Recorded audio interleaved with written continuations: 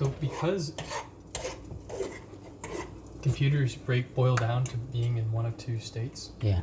Everything is a series of zeros and ones, and and you can define certain mechanical operations. Like if you only have the states 0 and 1, and there's only certain kinds of hardware you can make where you can perform operations on zeros and ones. You see that it's analogous to some of the logic rules that I will be learning in this class. Yeah. So we would say that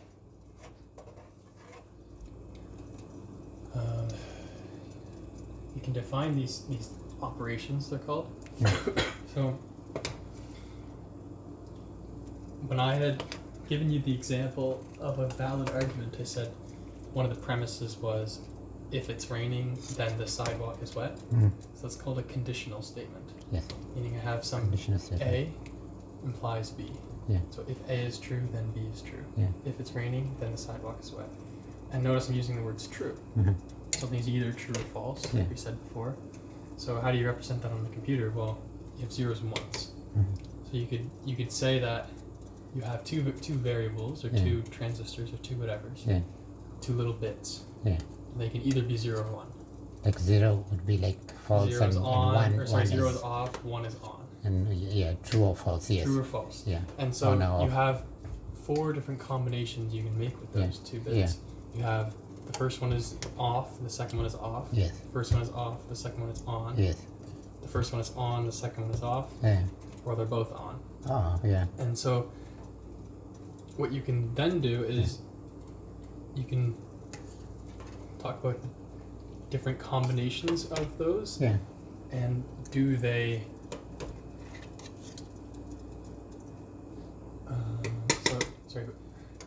the operation that I mentioned before, the conditional operation. Yes. You can look at the different combinations of those two variables and see when is it true and when is it false. Oh. So if you define the 0 to be false and 1 to be true, then anytime, well, the conditionals maybe not a great example. I'll use and. So that's even simpler. Yeah. Does it self-regulate in a simple way, or how does it like check itself and run itself and whatever? Like, does it almost like think for itself or like smarten up and whatever? Does it make sense? Oh, I see what you mean. Yeah. Because like you have now you build that basic block of like the logic and the coding and all this, and then now it needs to run. What goes into making it start thinking for itself, or like start learning, or start what do you say? So it's becoming smarter, kind of like a child learning. All it's doing is it's tough to see it from the high level that it's doing this because it appears to be so complicated. It is complicated, but at the lowest level, it's just executing a series of instructions. Oh yeah. So it'll be doing those operations you said before. I mean, there's validity rules. Yeah. But it would take. So if we'll use and for example, and is only going to be true if two things are true. Yeah. So. And this I want it. When is it true that I'm holding this and this, the spoon and the measuring cup? Okay. So it similar to it being A and B. Yes. On or off. Yes. I can either be holding the spoon or not holding the spoon. Yes. Holding this or not holding this. Yes. So there's 4 different ways I can make this combination. Yes. Only one combination, I'm holding both of them. Yes. So if I wanted to go spoon and measuring cup. Yeah. Together, like put them together like that? Yeah, just I'm holding them both. Yeah. That now adds a mixture of mixed falls into like so it's 8 or 16 or if I whatever. want, depending on what output I want from that. If I want to output a 1, then I have to be holding both of them. Yes. They have to both be on. Yes. But if you want to do like output 16, so makes sense? Like I see make the friggin' thing a little much smoother. It's a little bit. I don't know if I can explain it on a paper and in the kitchen. Yeah. Because your numbers are a bit weird when they're in base 2. Yeah. But basically where I was going with that, to try and illustrate something, it's not that the computer's thinking for itself. Yes.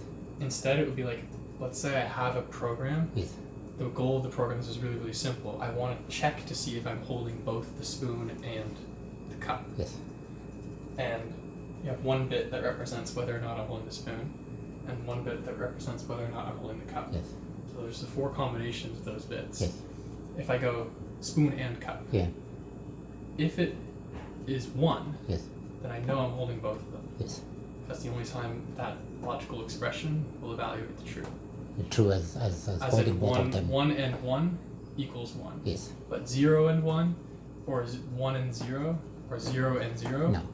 equals 0. Yes. So that would be a program that checks whether or not I'm holding both the spoon and the cup. Wow. In economics. But it's really, really Yeah. basic, and there's just so many, like billions and billions and billions of really basic checks like that. Oh, I see. That abstracts, and it's It makes it so hard to fascinating. see from a high level, but a lot of what a computer is doing is, it's just like, you call it, there's a processor, it has like a script it's running down. Yes. Top to finish, top to bottom, it's just following a set of instructions. Yeah. And it's, instead of it being, I'm just storing one bit, I've got like an array of bits Yeah. in memory. Like think of a big filing cabinet. Yeah. And each row or each drawer has a bunch of rows of bits. Yeah. And I have a way of assigning meaning to it. Uh-huh. And then the instruction is going and checking in this drawer for this row, and checking which bits are on, which bits are off, and then comparing it with a row of bits in another drawer, maybe taking bits from this drawer and putting them in this drawer. And it's doing a bunch of operations like that. So the actual operations it's doing, it's all those logical operators. Yeah. And, or, not, which would be inverting things, or conditionals. But it's just, you assign meaning to it. So there's a really famous phrase you'll learn at the beginning. It's assign meaning, yes. Information is data plus meaning. Data plus meaning. Information is data plus So you don't have a way of meaning. interpreting it. It's just a bunch of 1s and 0s. Yes. There's no inherent meaning to it, but you assign sets of rules and patterns and heuristics to it. You know this patterns and rules and the assigning meaning. You know what that reminds me of? The old telephone operator. We had one in the organization I used to work with in Kenya, and they sat in a small room somewhere, and they would receive the main call, and then they had a box there or whatever, and they would do this. This is going to this department. They would connect the you to whatever line you want. Yeah. And then so they were busy, and then in some of these bigger organizations, or like I don't know who knows, government and all that, there used to be like a whole huge room of like most of them are young ladies that would just like be like they are busy doing this ripping the wires and connecting it. This is number one. Number two, in economics we have something called there's so many other things like that, but one of them is called prisoner's dilemma. And prisoner's dilemma is like 4 squares, and like I don't know, so it works kind of like that. And so like a professor that taught me is like Ian McAllister and a couple of others there in the economics department of Dalhousie, and so that's the one example. So so that applies to how do you take the resources from either building a bridge and choosing between building a bridge or building an airport, or like I don't know, like a school and this and that, or helping women or children or youth, or like I don't know, this goes to military, this goes to like education, this goes here, and then now they have this econometrics to try and figure out whatever it is, all that stuff. And then, but basically he told us that the main thing that one needs to do is to be able to connect with the community and then figure out what their needs, and then see their private, because like these abstract things here, when you go to real life, they are the variables. There are other things, maybe like I don't know, you thought the problem was with the water, and then it's like you realize it's not the water, it's just the kids need lunch or whatever. Yeah, but that system only knows what you tell it. Yes. Yeah. That's a lot of his class was telling us, showing us how to do this development economics and how to apply it and how to, I don't know, the other people were teaching us the concrete stuff, the numbers, the equations, and how to, I don't know, come up with decisions and make sure they're correct. And I mean, like it adds up so that whatever, like, I mean, when you're doing a presentation, then you can present to a government or present to an organization, do this and do that. So then there's in human resource, so that's what I used to apply it in. In human resource, they have this thing called just like figuring out personality. You know, like when you're hiring a person, so like they have different ways of figuring out the personality of the person and whether the person will fit in HR department or like accounting or this and that, like how one would have fit depending on their like personality, aptitudes and character. Someone may be outgoing, you put them in public relations. Someone may be like outgoing, but I don't know, they kind of introvert, so you put them in HR. Another one is like, geez, I just want to work with material and things like that, put them in supplies and management, all these things. And then someone is like in their happy zone and they're able to be productive. Sometimes you move them around, you take this one to that one, or you put a team together that they work together so that they are not too isolated in their own specific thing, because that would like not be good. It would negate the whole purpose of the organization. Yeah. So then it's fascinating. And then so we worked with a lot of projects with support of whatever organization. I don't know, Canada. It used to become, I don't know if it's still around, but it used to be called CEDA, Canada International Development Agency. And the Europeans, they had all this like from Danida, from the Danish International Development Agency. There was GTZ from Canada, from Germany, and then there was like some from Asia, some from all kinds. There was even support from other places like the South America. There's some countries there that would do like external, like for example, there was a time when there was an issue and we did health support, and Cuba sent doctors, and they didn't charge us anything. The doctors usually like we would pay, or like whatever the grant would support the whatever it is, other people from other parts of the world, Europe and Asia and other parts of the world, because they're coming for business. But the Cubans, all for free. Wow. And after the project, then they stay in the community and volunteer to make sure that they like it's not project over. They stay and volunteer and make sure the center is running, whatever. It's a different approach because they are like community centered. Makes sense? Mm-hmm. Yeah. So it's the logic your program you're studying now is amazing because you can apply it in many ways to your life and to community and to work itself and to even just managing family and stuff like that, or managing other people. I mean, I think like it helps to just be able to think a bit more rationally. And when someone says something to you, you can go, wait, does that make logical sense? Yes. Does what they're saying, does their conclusion follow from their argument? Yes. And if so, then you can be convinced by it. But if not, then you have no logical reason to believe what they're saying. Yes. But to be able to have the toolbox to make that assessment. Yes. And also, like the other thing I noticed too in life is, McAllister talks about this a lot, is the way, you remember the way I was saying the other day, that it's good to learn from every situation in life. Mm-hmm. Because like sometimes things may not add up, but through it could be a mistake, could be like some is true, some is not true, whatever. It's a whole mixture, but there will be these elements of what can I learn from it? Oh, that's an interesting thing. This was not right. This is right, and whatever. I don't know, whatever it is. Mm-hmm. And also, each and everyone's perspective of the same thing is different. We could all be look at the same tree, but another one be like, that tree is ugly. Another one be like, that tree, wow, look at the flowers. Another one will be like, I don't know, geez, I see the squirrel.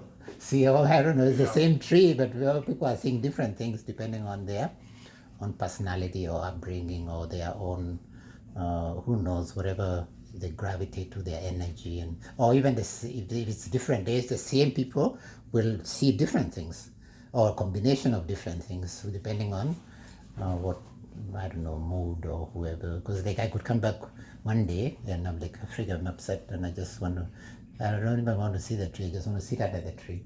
See, then another day I'm like, oh, freak. Geez, the same tree is like, I want an apple from it, or I don't know, a fruit or this and the other.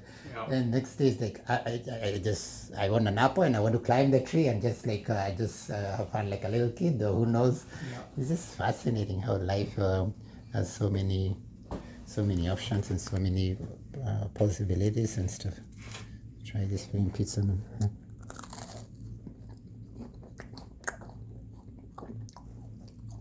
It turned out alright. Yeah. Goodness, maybe someday. Oh.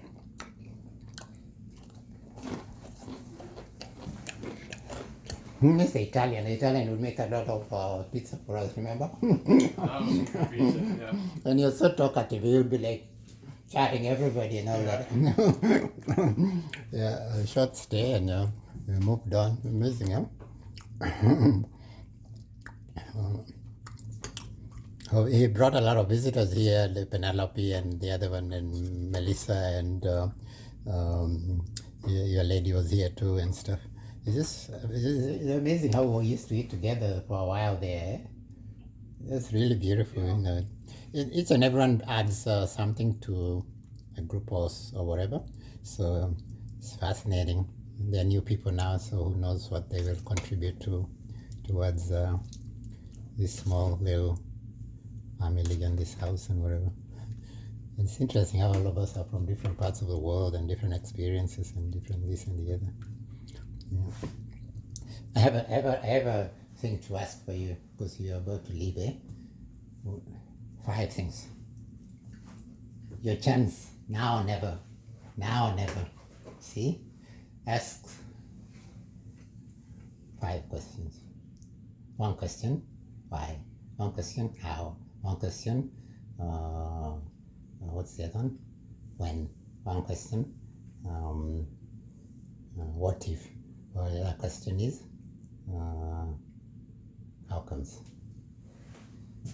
So why will be the last one? Let's start and pick any of the other ones.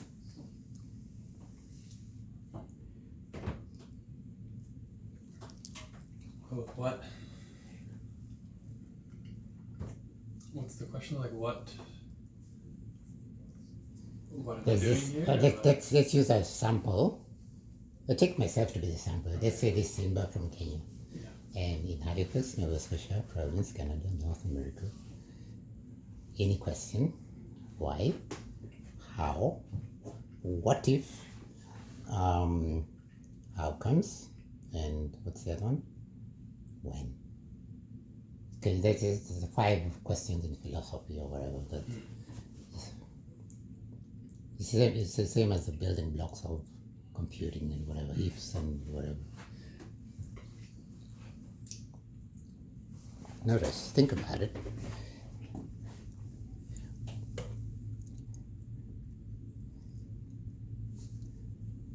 Give me an example of how you would answer one of the questions. An example?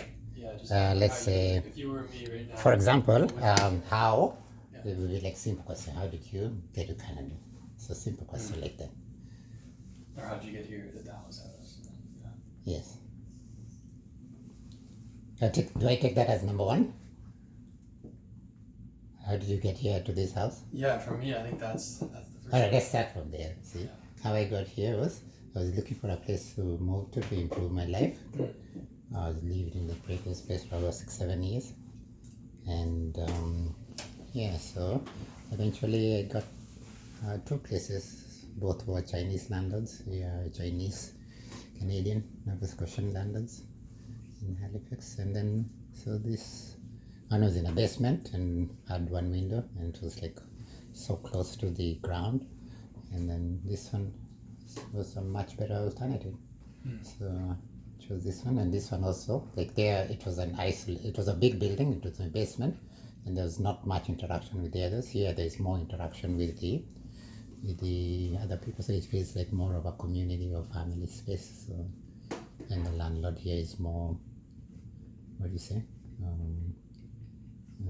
engaged or people friendly and very kind-hearted and stuff. So that's how I got here. Took me a while, took me many years to get here. Saving, just making $7 a day or like, and a little extra to pay the rent and stuff like that, whatever it is. And, well, I live more sometimes, I live less sometimes, but it worked out okay. And a little support of a lot of Nova Scotians, kind-hearted Nova Scotians, and kind-hearted people from other parts of the world, different countries, different culture, different heritage, different beliefs and stuff. It's like the kind-hearted people, same as any other people. It's just like random sample of people around who just like care or whatever. So it makes sense. Yeah, so that's how I build up from like 25 years now. I've been here. I lived in a previous place for 7 years. Landlord was Syrian or Lebanese or something like that. And then previous place was I lived for about another 6 or 7 or 10 years or whatever. Landlord was European Canadian, and the previous place I lived was you never even got to see the landlord. You don't even know where he came from. Yeah, it's just a house. It was just a 4-room house, and before that it was a Greek house. I lived there for about 5 years. So my kids were born. And it's Greek, and then I lived at a places for a short while, but mostly it's like 3 or 4 or 5 places, past 25 years. And a short while I went for 3 months to, I think 4 months, it was better, or 5 months. It's too much money, too much Wild West stuff kind of going on there. It's a lot of money. Used to make like $40 an hour. I left that and then I came here to make how much? $6.75 an hour. I miss Nova Scotia. I love Nova Scotia, man. So I miss just the simplicity of life and just being able to walk and run and just being community and stuff like that. Because in Alberta we would, Fort McMurray, we'd go to bus to work. And we would go to work. We wake up at around 4 in the morning, 4 in the morning.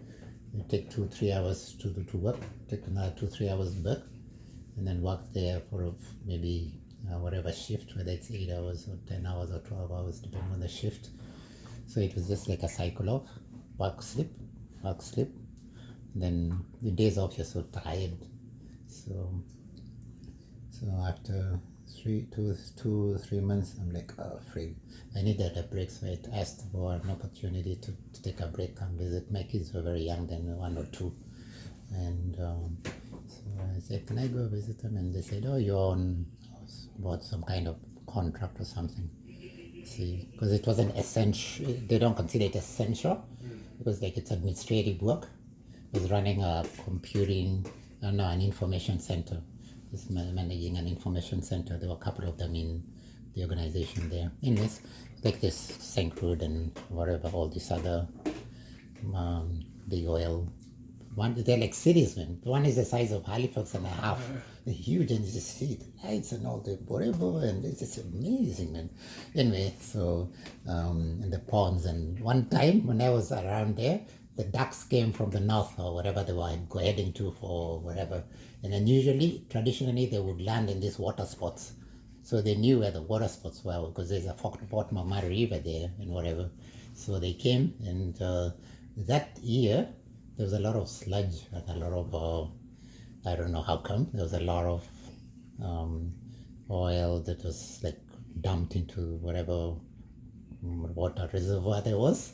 Not the river, but they had their own pools where they would dump them and clean it out and whatever. So the ducks saw this spot, there was water. They're like, yeah, exciting, let's take a break. They landed there. So many ducks, they don't make it. So it was a big issue. And then because of that, the river, which is called Athabasca River or something like that, around Fort McMurray, there were fish there with 2 or 3 heads. Yeah, it's crazy. It was in the news. There was big stuff in the news. See, and then yeah, it's just fascinating. Related to that, I visited Calgary for a while there on my way to Alberta, and then I took my I came here. When I came here, I was done with Alberta. Then I came and took my child's mother and the kids. They were very young anyway. So just told her, hey, we have an option. 1, we go Caribbean. We go 3, 2, we go Africa. 3, anywhere else around the world, including where? Alberta. Just so that you can see the West, see Alberta yourself. I've been there. When you go see it, so we did a math here. We bought a small car, first vehicle. There's a Cavalier, green little old Cavalier. Had a broken tank. The granddad helped us fix the tank, and it ran okay for a while till we fully switched it for something else. And then we're like, oh, let's save money instead of traveling outside the country. Let's go travel within. So we went to pack them up. And where? Alberta. We started from where I started, from Calgary. Then a friend of mine drove us to Red Deer, drove us to Edmonton. She wanted to shop in the mall there. And then there's no need for them to go to Fort McMurray. I would have loved them to see that humongous river and all that stuff. But at least you gotta share that with them. Yeah. Yeah. Then because like before I left, like got them this vehicle, so at least they could do whatever she needed. It was easier to take care of the kids. But I was concerned that the kids were too young and it's going to be a lot of work on the mom. All right, next 4 questions. They'll be shorter than this one, I promise. Yeah, I gotta get shower off the sweat and then. All right, we think about the 4. We can do that another time. All right, well, you have a good day. I hope you. I'm happy you're enjoying your youth, man. It's really important. I'm trying. Yeah, and you learn as you go along. You feel yourself as you go along. Hopefully, if you meet a couple of lovely young ladies out there, and you have make a good choice, and then all choices. Have so many friends around you, and you can make good choices. Yeah. And yes. Oh, we have a visitor. We have a visitor. Another person coming in. Yeah.